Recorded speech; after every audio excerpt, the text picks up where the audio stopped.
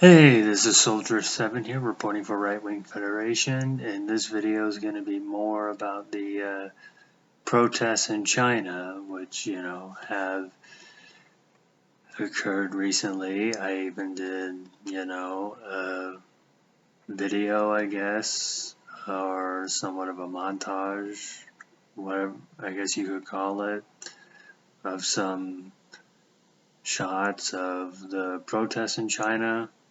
And as we know that recently there has been protests, all around China, even in places like Tibet and Xinjiang, which technically I think should be their own nations, but nevertheless. But you hear a lot of, protests and chants like, CCP down, Xi Jinping down, down with the Communist Party and so forth. And the question is like, well, because some people are saying that this is like probably the biggest protest in China since, the protests in China in 1989, which of course there was the Tiananmen Square massacre.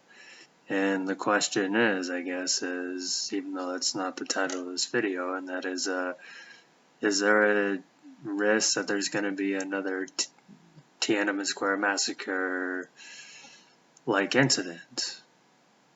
And yes, it was a massacre. But then again, so far as for the protests in China, I mean, we don't know where it's going to lead, but will it lead to the collapse of the Communist Party? I don't know about that, but if so, good. But yeah, I guess the question is will this lead to something like the Tiananmen Square massacre? But anyway, that's all I'm just going to ask for right now. This is Soldier 7. Thanks for listening.